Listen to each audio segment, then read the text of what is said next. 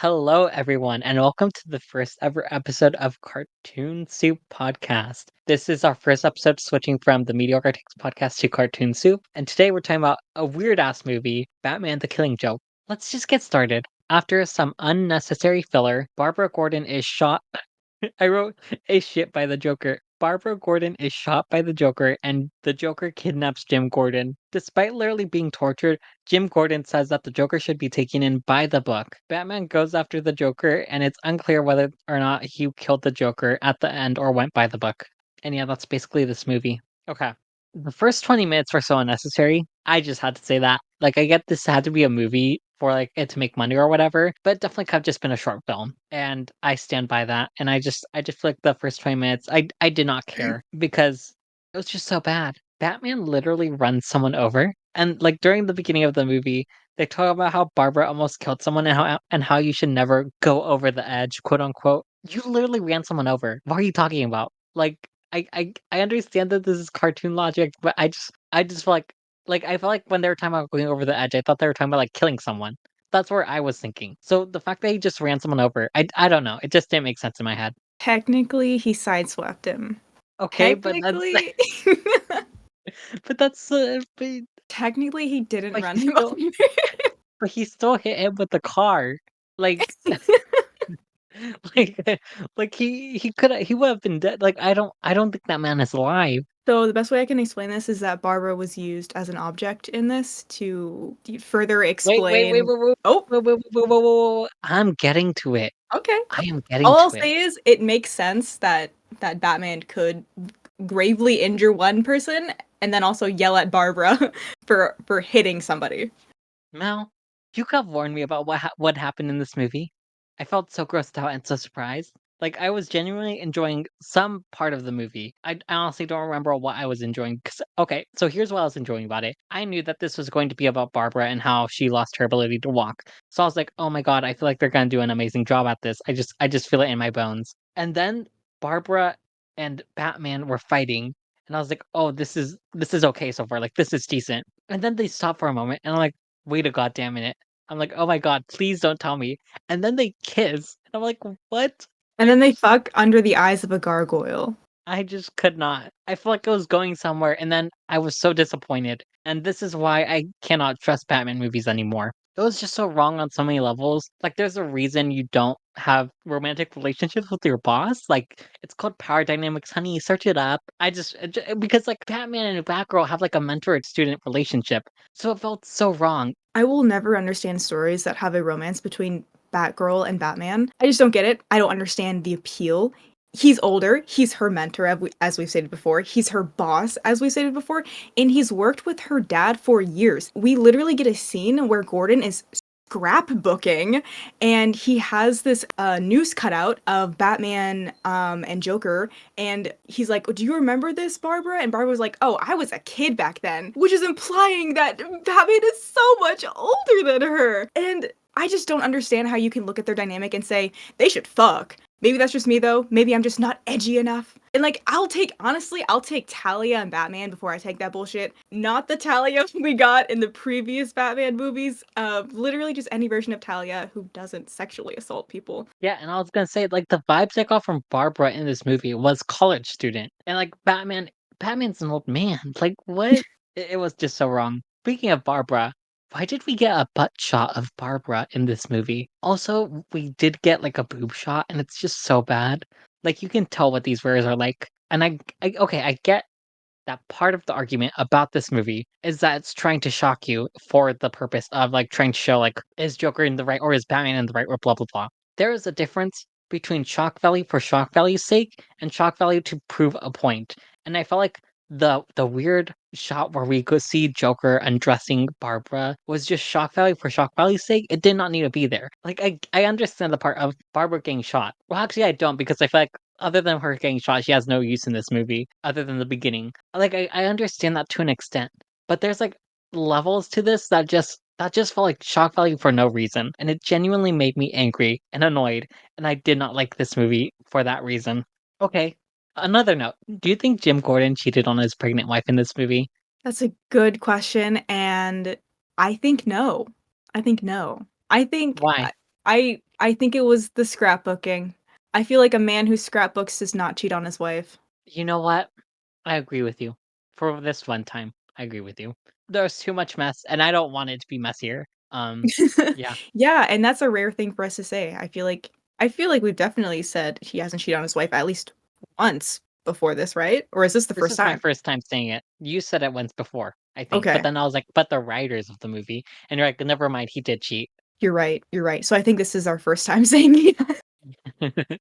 Okay, so another thing that really annoyed me about this movie, so I remember people talking about the one bad line thing that the Joker says and how true that is, but I feel like this movie goes against the whole idea of the one bad day scenario. Like, I feel like the whole point, well, okay, I understand that this movie isn't trying to give you a clear answer on who's like right about the one bad day thing, but I feel like for the most part, this movie was leaning towards Joker is wrong about the one bad day thing because the Batman was like, "Yeah, I had one bad day, but that didn't turn me into like a literal murderer," you know? And yet somehow, for some reason, I still see people talking about the one bad day thing like it's a true thing. And I'm like, did you misunderstand the point of the movie? Did you just not watch the movie? We actually got 2 examples of the one bad day theory not existing because Batman also brought up Gordon. Gordon was literally shown explicit photos of his bloody and dying daughter, Mhm. and he still at the end was like, "Take him in by the books."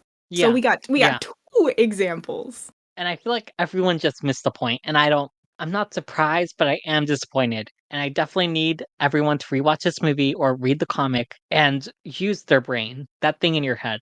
I think what I'm realizing is that I wanna be nice. A portion of the Batman fandom are just people who maybe don't use a lot of critical thinking skills, or they're very angry at the world, and they sort of come to a very simple conclusion instead of looking deeper into what the message really is. And I also feel like that little group of people are also very loud. And that's what I'm gonna say about this. They're just wrong, and that's all I have to say about this either. I mean, you missed the okay, moving on. So I already talked about the shock value. I actually didn't mind the ending. I thought it was decent. However, I just couldn't. I feel like the ending was the best part, right? But I was so bogged down by this bullshit that I could not love this movie, and I'm really struggling with where to put it in my head because like I just feel like with the weird shock value for shock value's sake, it was just so unnecessary. Okay, here's the thing. I feel like this movie is trying to go into the argument that you should side with not killing the Joker. That's how I feel like that's where this movie is going. Because at the end it's supposed to be like you can't really tell what Batman decides to do. However, based on the way I think the movie was written, I think that the movie is trying to say, do not kill the Joker, do it by the book. And I just fundamentally feel like I cannot agree with that in my heart. Like the Joker caused so much pain. Okay, here's the other thing. I'm not saying he like death penalty, right? Gordon is saying do things by the book. My question is, what happens when by the book isn't working? And like I feel like when the system doesn't work, when there's no I hate to make it actually I love to make it political, because I am that bitch. When the system isn't working, how can you still do things by the book? I feel like there clearly isn't something working in the system if the Joker is constantly going back into murder zone. And because of that, I just could not fundamentally like enjoy or agree with this movie. I think it has some decent ideas. I just could not agree with it in my heart of hearts. And I feel like the way they're like, "Oh, okay, instead of like fixing anything, let's just keep doing the same exact thing over and over again." Like that isn't working, and because of that, I just could not find this story as amazing as I think it should be, or like as well executed as it could be. It gives me Steven Universe vibes in the sense that in Steven Universe, the whole story is like how these dictators are like killing thousands of people. They're like creating alien genocide. And Steven's like, you know what? Let's just forgive these people. Like, who cares if they murdered so many people? Like, they shouldn't get punished for like literal murder. Let's just let them go free and hope they learned a lesson. But even at the end of the like Steven Universe movie, like they're still thinking the same way they always have been, even if they're no longer like killing people. And I feel like that's where I'm at with this movie. Here's like okay, here's what I think I struggle with, right? Because we get that scene in the jail cell where Batman's like, one of these days one of us is gonna kill the other. But I just wanted to at least have a real, like, serious conversation and try and like I guess, like, compromise with you or whatever. But, he's not talking to the real Joker. And I struggle with that because, like, in that conversation, he's literally like, one of these days, like, one of us is gonna die. But then in the end, he doesn't have it in him. He's like, let me rehabilitate. First of all, can I just say something? Batman as a character I will never understand, because if someone did to my colleague's daughter what Joker did, which was, let's not forget, shoot her, which results in her being paralyzed, undressing her, taking photos of her naked body, leaving her naked body for literally anybody to see, and then using those photos to try and psychologically break her father, I don't understand how. And I know that they're trying to make this connection between, oh, Batman and oh, Joker, they're the same. I don't understand how Batman can have that conversation where he's like totally, like seemingly totally cognizant of the fact that one of them at some point is going to die, and then have him at the end say, let me try and rehabilitate you. Are you kidding me? I just don't get it. I struggle with it, I think. I struggle with this movie and I struggle with the message. And I'm glad we're on the same page about that. And one thing I want to mention is how okay, so I did some research on this movie slash comic, and I just want to say I think the writers failed because okay, so a lot of people did not like how the first 20 minutes were handled because like it was unnecessary, it didn't need to be there, and there was also the weird Batman Batgirl relationship. So I saw like an interview where like the guy was like, "We get that a lot of people didn't like it, but we just want to add a shocking twist to the already shocking movie." And I'm like, "What do you mean? Like, that's not good writing." That's all I have to say, and that's my notes on this. It's an old meme, but the woman was too stunned to speak. Like, what the fuck? Like, are you shitting me? Dude, this is just another example of these fucking people allowing these shitty ass writers to write on Batman and just allow them to pull some weird ass shit like this for no reason. It adds nothing to the story, but just go ahead and put it in there anyway. Anyway, Bab's gay best friend has to be my favorite character in this whole movie. His deliverance of the line, and they say the gay scene is complicated. What? Really sold his ranking, but also it wasn't that hard to become my favorite when you're dealing with the other characters in this movie. I was gonna say the exact same thing. All the other characters suck, and he was the only like shining light. He was the only like decent character in this movie because like Batgirl, I don't know Batgirl as a character, but this is not my Batgirl. Same with Batman, and those were the two main focuses in this movie. And also Joker.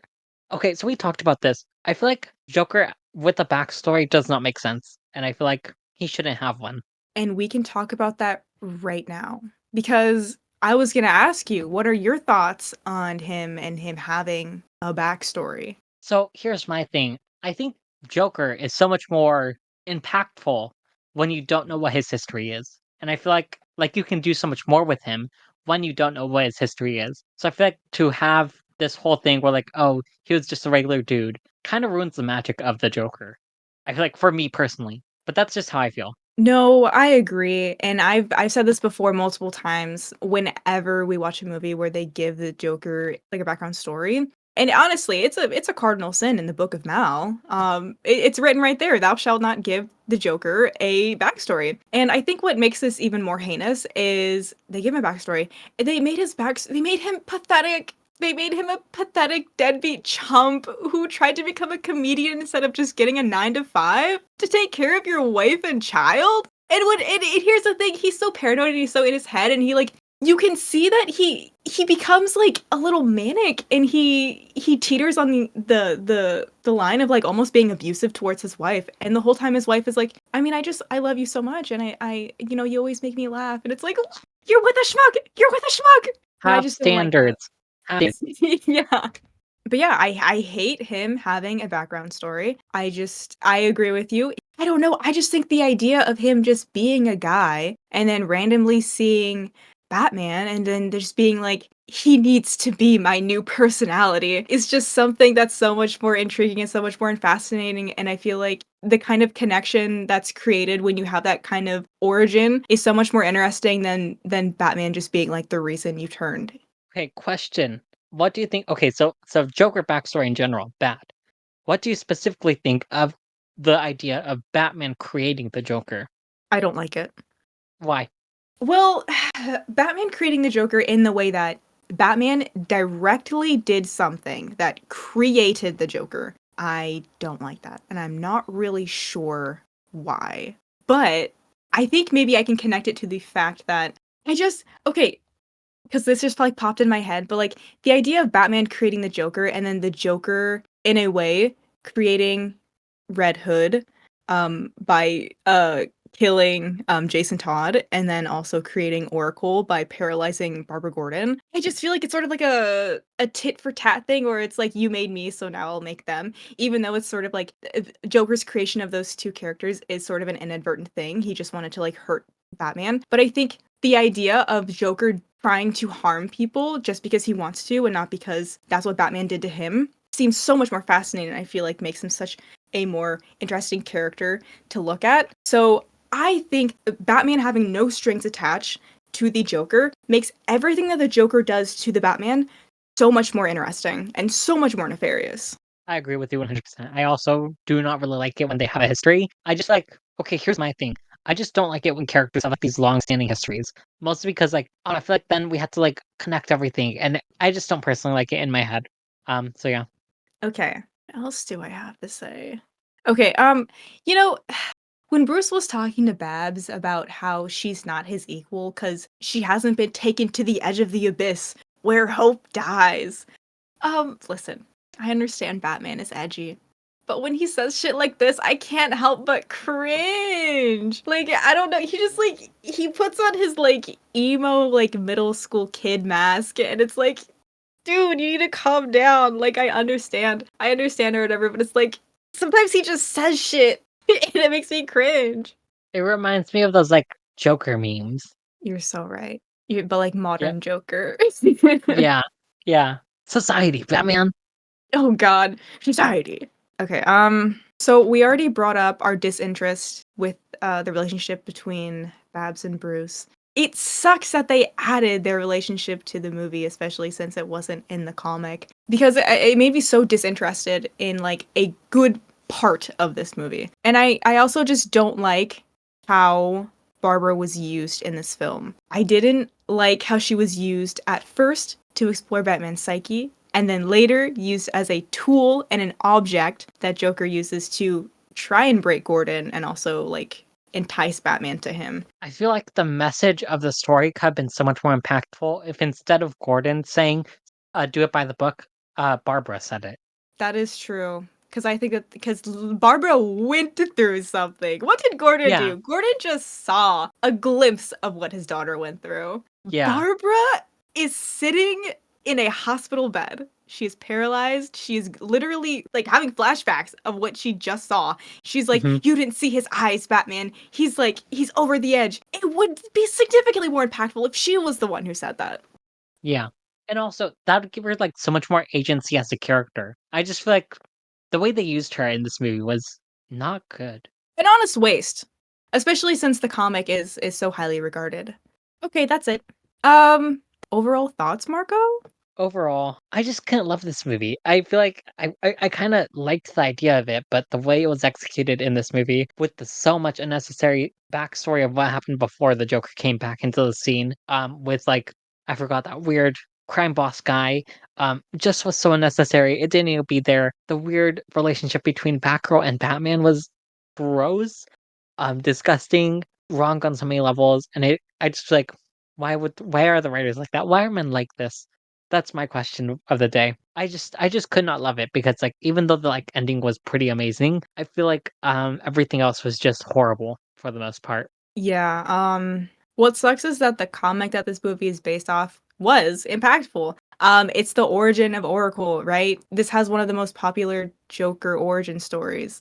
It's an exploration of the idea of these villains having just, quote unquote, one bad day that turned them into who they are now. And, sort of the reason why the One Bad Day comic series exists. And it's one of my favorite modern DC comic series. There's a lot in this story that has been like permanently integrated into the Batman universe. I just don't think I liked this movie.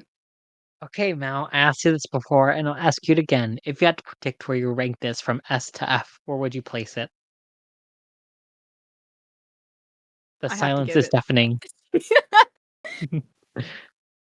I have to get I mean just to remind everybody, I have this new clarity and I realized that I was being too harsh.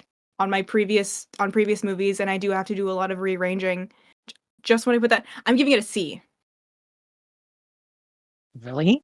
I'm giving it a C. It's gonna make more sense when I fix my rankings. Okay. I'm just surprised. I Um, know you. Personally, I think I'm giving this a D. I feel like the only good thing about it was the ending and that discussion where Batman was like, "One of us will have to kill each other eventually." Like those were the only two like amazing scenes from this movie. The rest of it was not that good, and you know what? I will stand by that. But yeah, it just wasn't that decent. Is that everything? Are we good? Yeah, that's crazy that a movie that we both didn't necessarily enjoy, I was the one who ranked it higher. Usually it's the other way Yeah. around. Well, we'll see how it gets ranked when we finally rank everything at the end. Yeah, this year. It's happening this year. Thank God. With too many Batman movies. I mean, we have to get through the marathon and then we're free. Yeah, yeah. Anyways, you guys, that's everything for today. We have new socials probably because we're going by a new podcast name and everything. So that'll be on the description, and that's everything. So goodbye.